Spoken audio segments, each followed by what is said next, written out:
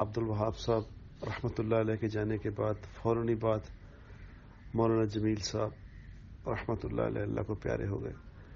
مولانا جمیل صاحب کوئی 82-83 سے پہلے مرکز خانپور میں یہ مقیم ہوتے تھے اور وہاں سے پھر 82-83 میں آ کے رائے گنج میں مقیم ہو گئے مہینے کی ترتیب پہ.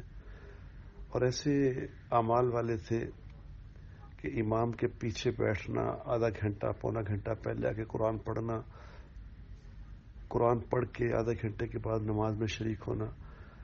تو جو ہمارے امام صاحب تھے مولانا سلیمان صاحب، وہ حج پہ جب تشریف لے جا رہے تھے تو انہوں نے اپنا نائب کو مقرر کرنا تھا کہ پیچھے کون نماز پڑھایا کرے. تو انہوں نے کہا وہ جو لال داڑھی والا پیچھے آ کے بیٹھتا ہے، آدھا گھنٹہ پہلے قرآن پڑھتا ہے، اس کو امام بناؤں. تو انہوں نے مولانا جمیل صاحب کو امام بنایا کہ میں جب تک واپس نہ ہوں آپ نے امام رہنا ہے.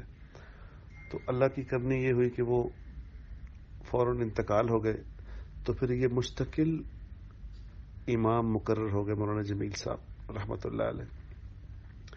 اس وقت سے لے کے اب تک یہ امام ہی تھے.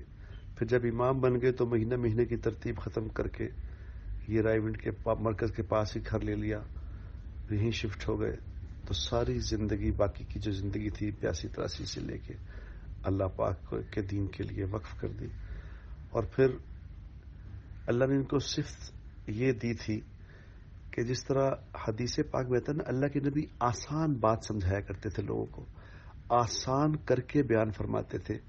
اللہ نے ان کو بھی یہ صفت دی تھی کہ اللہ کے نبی کی سیرت میں، اللہ کے نبی کی سنت میں یہ اتنی آسان بات کر کے سمجھاتے تھے کہ پڑھے لکھے کو بھی سمجھ آ جائے، ان پڑھ کو بھی سمجھ آ جائے.